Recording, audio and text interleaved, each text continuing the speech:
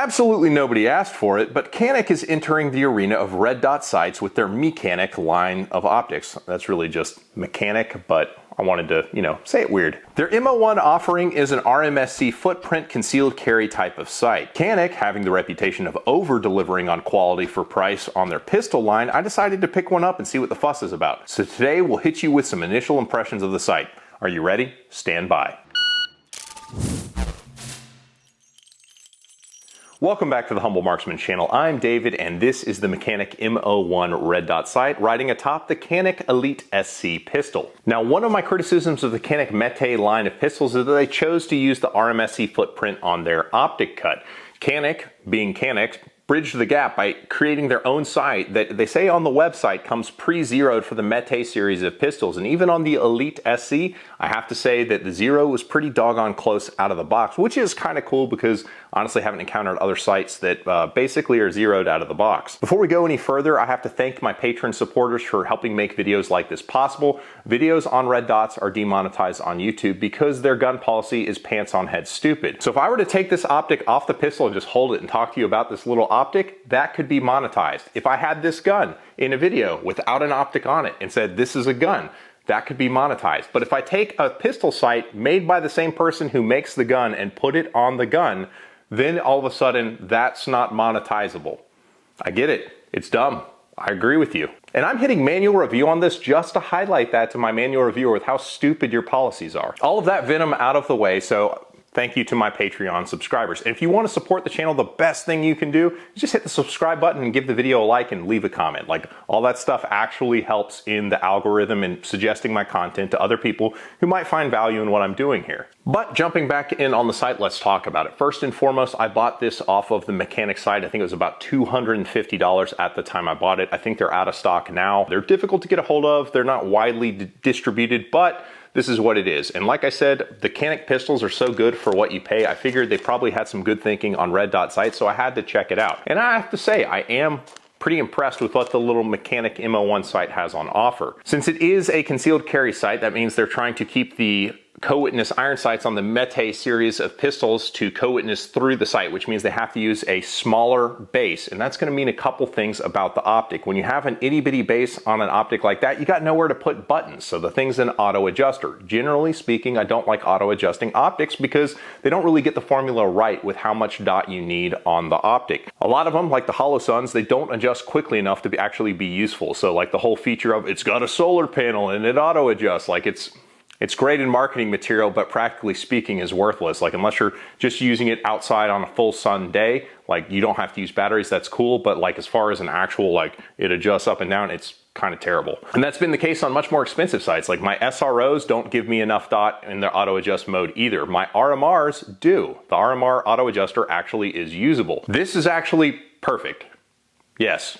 I said that nice a thing about it. It's that good. There is not a lighting condition that I have encountered where this doesn't have the exact amount of dot that I would want. Like if I was manually adjusting the dot, the brightness setting that this comes with is exactly right. And more importantly, it adjusts really, really quickly. Auto adjuster is functional because the optic housing is so small, there's no space for a trapdoor for batteries either. So the battery is mounted on the underside of the optic. You do have to dismount the optic in order to get at the battery. Now it does come with a silicone shroud, and since it is an auto adjuster, when I put this on there like this, it's basically off at this point because it dials the dot down to the lowest setting. So battery life, I'm hoping, is going to be pretty good where you don't have to take the sight off the optic until about maybe once a year, but who knows? And because it only has a 3 MOA reticle, which is not the gentleman's choice in pistol optics reticle size, that is a 6 MOA, sir.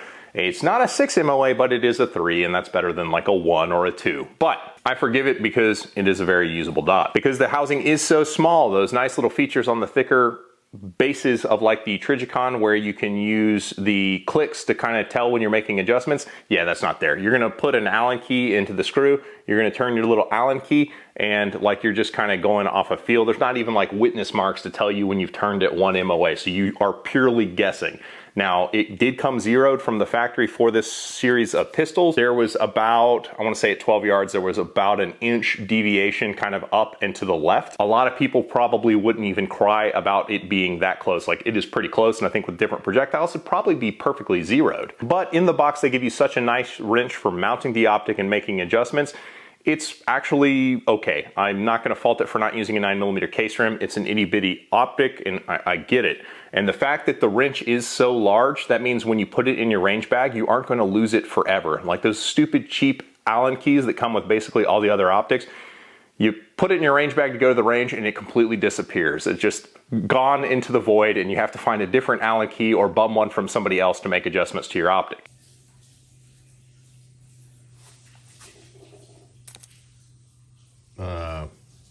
Goodbye. It's right there. That's just the way it is. So I really appreciate the forward thinking of Canik on providing a good adjustment tool. The glass, it kind of has the blue-green tint of a Holosun. It's that level of blue-green, and it's really not distracting at all. If you hate the blue-green notch filter of the RMRs, you're not even probably going to notice this one. There is a very slight amount of magnification, not to the point where you're going to notice it when you're shooting, but like if I look at like a picture frame and I see kind of, okay, that looks a little bit bigger, and I draw it closer to my eye, all of a sudden like the picture frame gets a little bit thicker. There is a slight distortion on the glass. Now, for a pistol optic, I don't really care about that. I did not even observe it while I was out shooting. It was only when I was scripting the video that I noticed, hey, there's a little bit of magnification here. And so let's talk about the shroud design. Now, pardon, but I'm gonna point a gun at you a little bit.